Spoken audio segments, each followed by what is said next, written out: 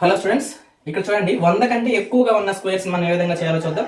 With in 5 seconds లో అయిపోతుందండి. So video నచ్చితే లైక్ చేసి మమ్మల్ని ఎంకరేజ్ చేయండి, ఛానల్ సబ్స్క్రైబ్ చేయండి. ఇలాంటి వీడియోస్ మీకు ఎప్పుడు అప్లోడ్ చేసినా కానీ మీకు నోటిఫికేషన్ రావాలంటే బెల్ ఐకాన్ ఆన్ చేసుకోండి. సో 104 ఇంటూ 104 ఉన్నాం అనుకోండి. ఇక్కడ 100 కంటే ఎంత ఎక్కువగా ఉందండి?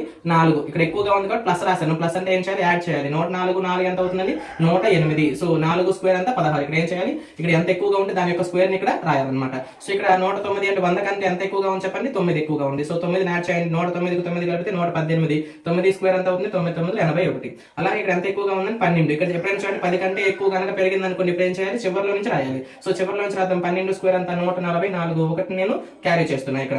సో 112కి 12 యాడ్ చేశాను అనుకోండి, 124 ప్లస్ 1 125 44 అనమాట ఆన్సర్. 112 యొక్క స్క్వేర్ అయితే 122కు స్క్వేర్ కనుక్కోవాలనుకోండి. సో ఎంత ఎక్కువ ఉందని ఇక్కడ 22 ఎక్కువగా ఉందండి. 22 ఉంది కాబట్టి 22 స్క్వేర్ అంతా 484. 25 వరకు మీరు స్క్వేర్లు ఖచ్చితంగా నేర్చుకుని ఉండాలి. సో 122కి 22 కలిపామనుకోండి 144. 144కి 4 కలిపితే 148. 84 దీని ఆన్సర్ అవుతుంది అనమాట. సో 116 స్క్వేర్ ఎంతో తెలిస్తే ఇక్కడ కామెంట్ చేయండి.